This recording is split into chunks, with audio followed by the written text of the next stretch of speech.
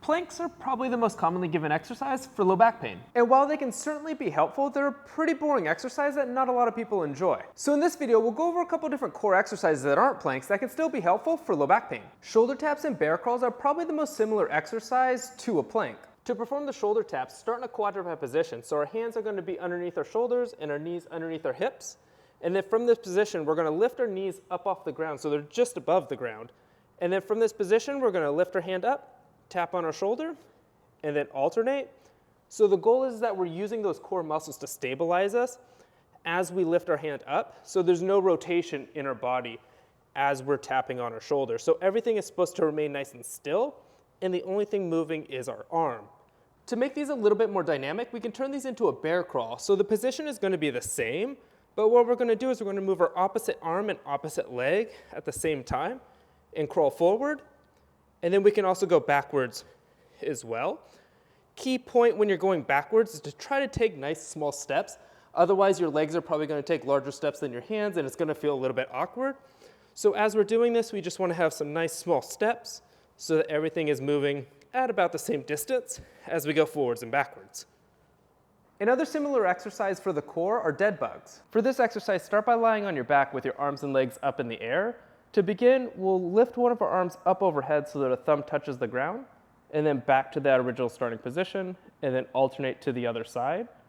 We can also do both arms at once. When we're doing these exercises, we want to make sure that our spine is remaining relatively still because we're trying to avoid extending in the lower back because that's where we're getting some of the muscle activation. So one common cue that we use is to make sure that that low back is pressed against the ground, so that way you're using your muscles to help stabilize you as you're moving your arms up overhead to resist that movement. Once we're able to do the arms, then we can switch to the legs. And so this is a little bit more challenging. So to start, we'll tap a heel down on the ground, and then back up, and then switch to the other side. To increase the lever, we can then extend the whole leg out, and then back, and then switch. And then once we're able to do that, then we can combine them, so we'll do opposite arm, opposite leg. So we'll lift our arm up overhead, extending our leg out, and then back, and then switching to the other side, and then back. The Pallof exercise is a great exercise, plus there are a lot of variations that we can do. To perform, start in a mini squat position with the band held at your chest, and then we're going to press the band straight out in front of us, resisting the pull of the band towards the anchor. So we'll just do a couple of reps here where we're just pressing straight out in front of us. The nice thing is that there's a couple of different variations that we can do. So we can change our position with our feet, for example, where we can be in a split squat position and repeat the same thing. And then of course we can do both directions, so just having the other leg out in front, same thing. What we can also do is we can be in that mini squat position and then actually change the position of our hands. So we can have our hands out in front of us and we can lift up and then down, which just challenges the core muscles in a couple of different planes. We can also make some circles, so we can do small circles, and then we can do larger circles as well. And this all just challenges the core in some different positions. Additionally, instead of standing perpendicular to the band, we can actually rotate a little bit and twist. So now we're working the core again in some different planes here. And so we could do the same thing, pressing out to the side here, and then up, and we can also make some circles.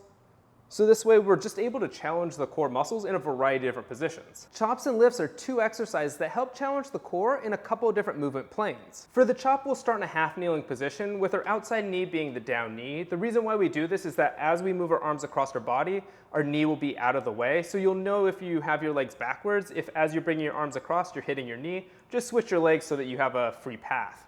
And so for this, we want to anchor the band up. And what we're going to do is pretend like we're essentially chopping wood. So we're first going to just bring our arms across our body, trying to keep our belly button straight forward and minimizing how much rotation.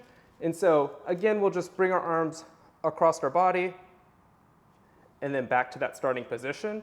Once we're able to do this, then we can actually add in some rotation. So then we're working a little bit more of the abdominals in that position. So we could start here and then rotate down and then back up. And then again down towards that outside knee, and then back to that starting position. So for the lift, it's essentially the opposite of the chop. We'll have the exercise band anchored lower, and then our outside knee is going to be the knee that's up this time, so that way we can move our arms up into that lift. And so again, we can start with our belly button straight forward so we don't have any rotation. Bring our arms up and across our body like that, and then back, just trying to resist the movement. So the band's gonna try to pull us towards that anchor point. We're just trying to stay nice and upright as we just move our arms through this motion.